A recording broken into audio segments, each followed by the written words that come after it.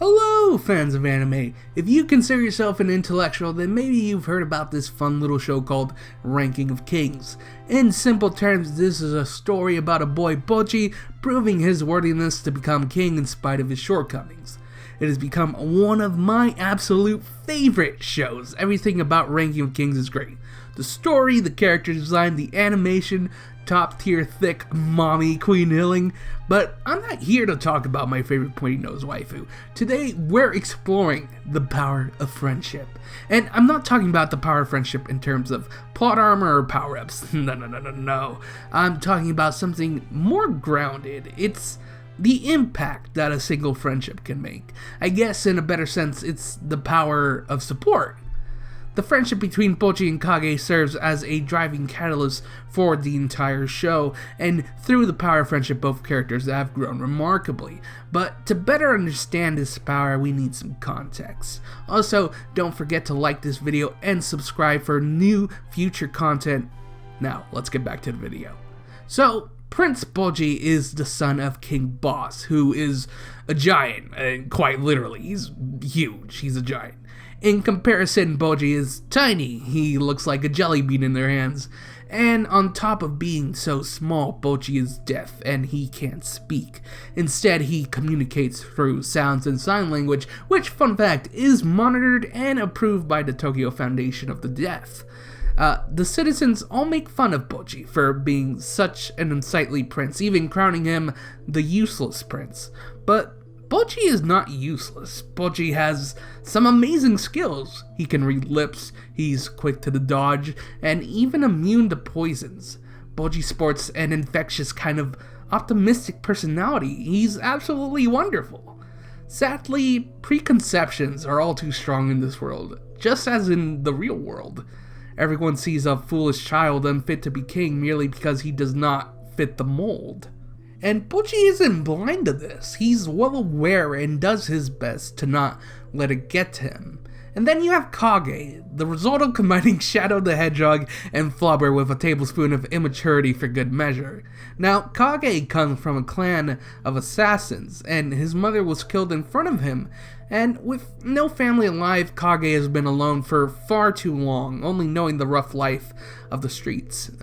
He hung around with an abusive, thieving drunk for a while, and that man didn't care for Kage, but was merely using him for his skills as an assassin to make a quick buck. But sadly, Kage, he didn't care, as long as someone could see him, or acknowledge him, or pat him on the head or something, something to prove his worth. And that guy eventually bit the dust, and it was back to the streets for Kage. So, as you can probably imagine, Kage isn't the type to be too keen in trusting others. He'd rather just rob them, which is actually how these two meet. But this highway robbery eventually turns into friendship.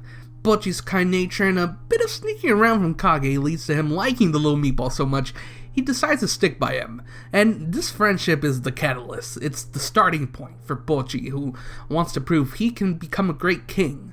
We're now at episode 13 as of the making of this video, and Bojji has become a more capable little prince with high ceiling potential. He's gained combat abilities, mastered dodging like no other, and he's braver overall. But how does Kage fit into all this? Well, it's quite simple, really. Kage being Bojji's friend, he gives Bojji support. It's Kage who encourages Bojji to go on a journey to improve himself. Kage supports Bojji's decisions and congratulates him on his achievements. Very basic stuff, but that's all Bojji really needed to blossom. So why the hell is Kage the one to do it and not one of the dozens of other figures in his life? Well, I think it comes down to empathy.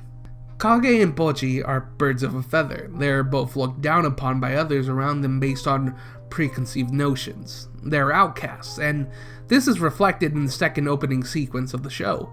You have people avoiding and ridiculing Bojji while others harass Kage, both stopping at a place in themselves that's cold and alone. And because Kage sees this connection, and because he can see despite his shortcomings, Bojji tries his best, Kage can really gravitate towards him. And just as Kage helps Bojji, the reverse is true as well. To Kage, Bojji is representative of himself, representative of the person he can be too. Kage doesn't need to fear others. He doesn't need to stay in the dark side of life. You know, he can live comfortably in the light along with his friend.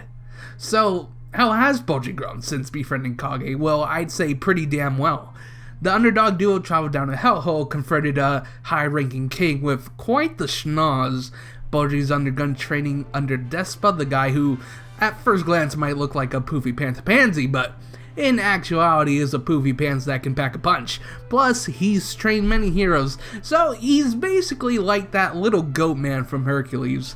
Bojji has gained swordsmanship skills and even won a bar brawl, something you'd never expect from a kid with the strength of a 5-year-old. Bojji is quite the confident little guy, but that continuous confidence all got its start from one person believing in him. The funny thing about it is, just like with many underdogs, a snowball effect has taken place. What started as just Kage has grown into new supporters like Despa and the Underworld Knights. People are starting to recognize Bojji for what he can do.